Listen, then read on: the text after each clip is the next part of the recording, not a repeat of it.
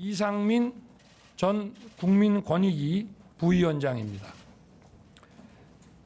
환경부 장관 한화진 한국환경연구원 명예연구위원입니다.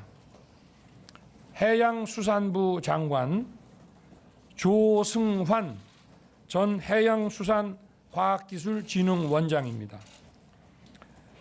중소벤처기업부 장관 이영 국회의원입니다. 대통령 비서실장 김대기 전 청와대 정책실장입니다. 네, 이렇게 장관 후보자 8명과 비서실장 등 9분의 후보자를 입장시켜 여러분 앞에 소개해 올리겠습니다.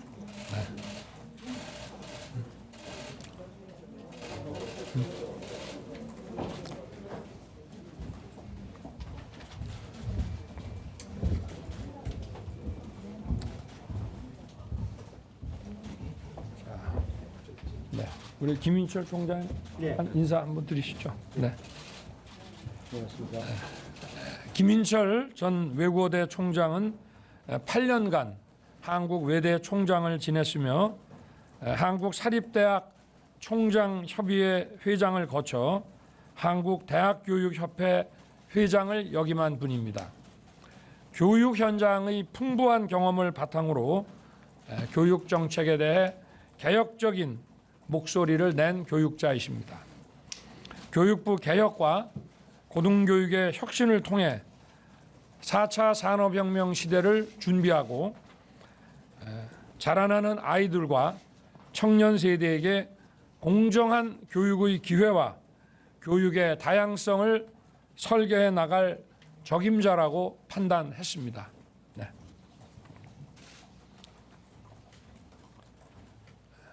박진 외교부 장관 후보자는 지금 미국 출장을 다녀와서 지금 PCR 양성으로 나오지 오늘 못했습니다. 박진 의원은 외교관 출신의 사선 의원으로 국회 외교통상통일위원장, 한영협회와 한미협회 회장을 역임했고 외교안보 분야의 최고 전문성과 경험을 갖춘 분입니다. 특히 2008년에는 한미 의원 외교협회 단장을 지내면서 바이든 당시 미 상원 외교위원장과 단독 환담을 가질 정도로 대미 외교의 전략통으로 인정받는 분입니다. 외교 현장의 풍부한 경험을 바탕으로 교착 상태에 빠진 우리 외교를 정상화하고 한국이 국제사회에서 책임과 연대를 다하는 글로벌 중추국가로 거듭나는데 크게 기여할 것으로 판단했습니다. 다음은 통일부 장관 후보자입니다.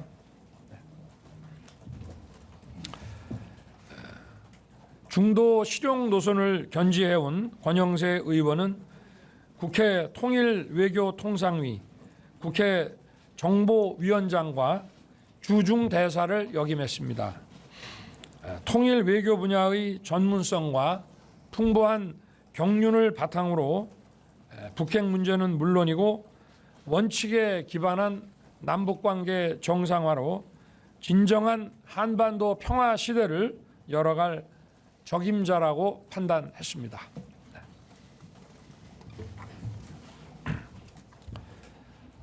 다음은 법무부 장관 후보자입니다.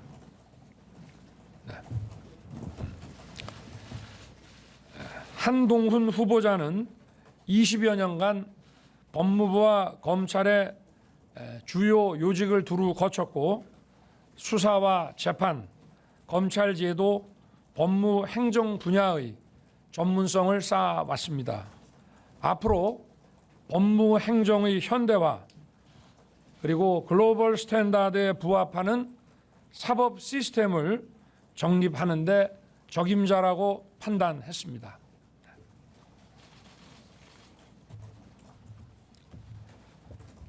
행정안전부 장관 후보자입니다.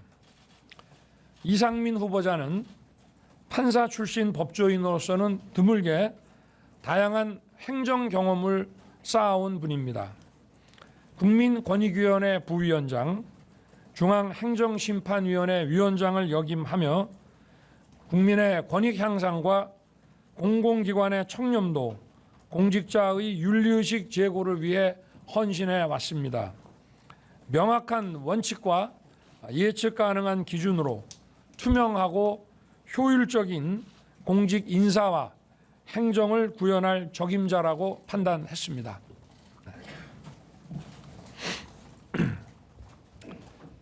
다음은 환경부 장관 후보자입니다. 한화진 후보자는 30여 년간 한국환경연구원에서 환경정책을 연구한 정책 전문가이면서 한국환경연구원 부원장, 대통령실 환경비서관을 역임한 분입니다. 이론과 실무를 겸비한 한화진 후보자는 규제 일변도의 환경정책에서 벗어나 사회적 합의에 기반한 지속 가능한 환경정책을 설계할 적임자라고 판단했습니다.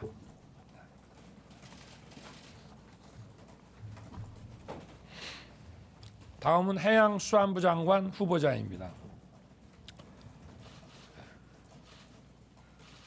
조승환 후보자는 해양수산부 해사안전국장, 해양정책실장, 부산지방해양수산청장을 지냈고 해양수산 관련 주요 보직을 두루 역임한 해양수산 분야의 최고 전문가입니다. 우리의 풍부한 해양 자원을 바탕으로 해양수산업의 육성과 글로벌 물류 중심의 신해양 강국의 밑그림을 그려낼 적임자라고 판단했습니다.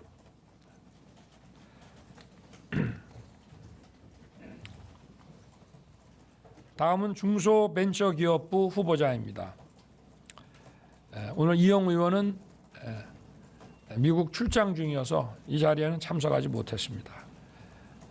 이영 후보자는 신생 벤처기업을 강소기업으로 일궈낸 벤처기업인 출신이며 국회에서는 중소기업과 벤처기업의 육성을 위해 왕성한 의정 활동을 해왔고 정무 감각도 겸비한 분입니다. 지난 대선 과정에서는 저와 함께 디지털 데이터 패권 국가로 가기 위한 비전을 함께 설계했습니다.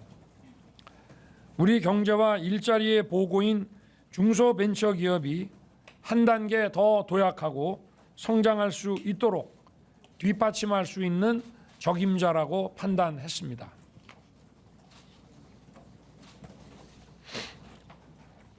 다음은 대통령 비서실장입니다.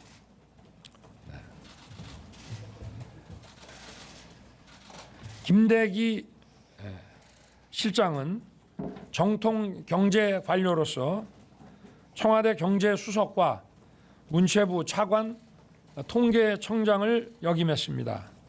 청와대에서는 행정관을 시작으로 선임 행정관, 비서관을 거쳐 수석비서관, 정책실장까지 두루 거친 보기 드문 경력을 가지셨습니다. 경제 전문가이면서 정무 감각을 겸비하고 있고 다년간의 공직 경험과 경륜을 바탕으로 성공적인 국정 운영을 뒷받침할 적임자라고 판단했습니다. 감사합니다. 네, 이어서 윤석열 대통령 당선인께서 내각 인선과 관련한 언론인 여러분의 질문에 직접 답을 하겠습니다. 질문하실 언론님께서 손을 드시고 소속과 성함을 말씀해 주시길 부탁드립니다.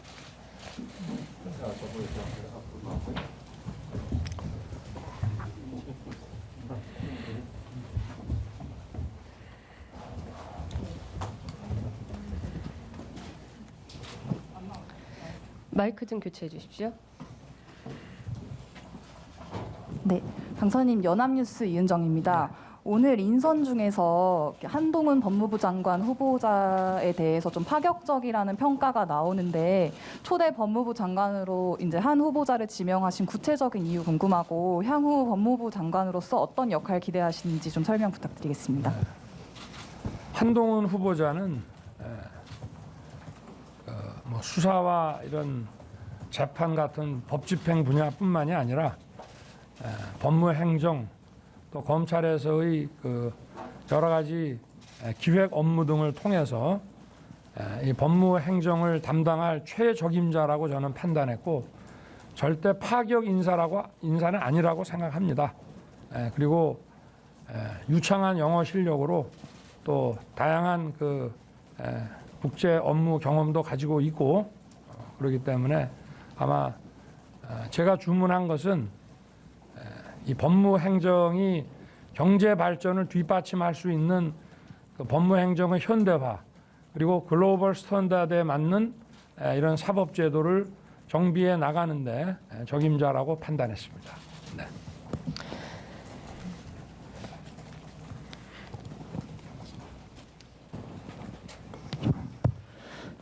네, 그 OBS 김용재입니다. 그 내각 인선 기준에 능력과 인품 겸비가 원칙이라고 말씀하셨는데요. 그런데 이제 1차 발표한 내각 인선에서 일부 후보자의 경우는 그 과거 발언으로 논란이 되면서 사퇴 압박까지 받고 있습니다. 어떤 입장인지 궁금합니다.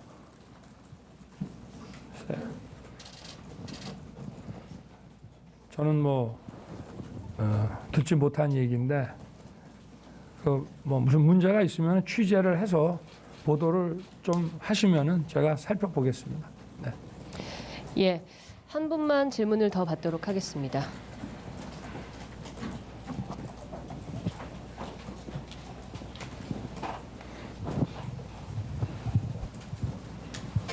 저 국제신문 정옥재 기자인데요. 그 핫 이슈 뭐 전국적으로 금융 관련해서 좀 여쭤보는데 금융위원장 인선은 언제쯤 하실 거고 그다음에 산업은행을 비롯한 국제은행들의 이전론이 그 당선인으로부터 약속을 받았었고 또 이런 건데 지금 조직적 반대에도 붙으신 것 같고 그다음에 인수위 내에서 100대 과제 배제설도 있고 그다음에 실제로는 전 정부부터 이전 공공기관장들이 서울에 항상 있다가 가끔씩 부산이나 뭐 지역으로 내려가서 이전 정착을 못하는 경우가 많은데 그런 것들을 어떻게 좀 해소해 주실지 하고 또 금융위원장 인선과 이를 추진하는 인선과 그다음에 또 부산 방문은 언제쯤 해주실 건지 좀 궁금해서 질문했습니다.